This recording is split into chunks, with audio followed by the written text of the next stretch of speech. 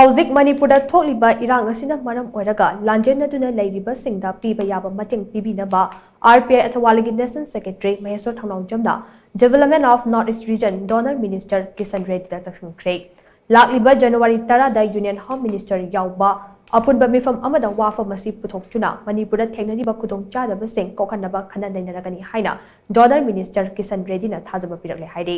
ngarang numidang Delhi da laiba Minister Kishan Reddy ge office ta Maheshwar Thounaojam na minister ka unaduna Manipura irang asina maram oiraga Lanjennariba miyamna thengnariba awaba khudong chadaba singge matang wari sanaraba matungda thadorakpa video release amada wafa masi mahana phungdorakibane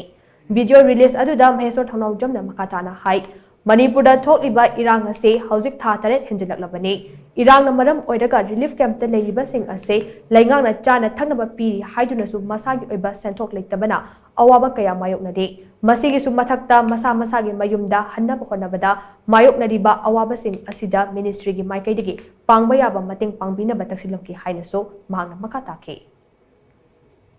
Sen talamba makhoi business taramba sen talamba tungjan laga talamba adagi sarkar gi thabak tawrakanda talamba entrepreneur kya ama adagi thabak icham na thabak chuzaraga chahi kya adagi tungjan laga thamupa sel do mai chakpa du da loi grabani ayam ba haitare huji relief camp da leiri bane ba aduna khoi development of north eastern region gi site gi kai to ba yage haibandi gi aina cherol ama pisal lakam request tawjaba matamda mahakna haibirakpada yam kana khanari handaki lakliba tang tara sida akoigi minister home ministry gi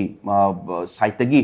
magi bibhag yauraga magi ministry yauraga home ministry gi guidance tagi handagi lakliba tang tara sida sigi achauba mifam ma makoi phamduri haibagi pot ama thambirai aduna sarna thengdadabida meeting tawgadabado phazan tawbiro aduga resolution am pass tawraga yam thuna makoi sigi future ama yamna protected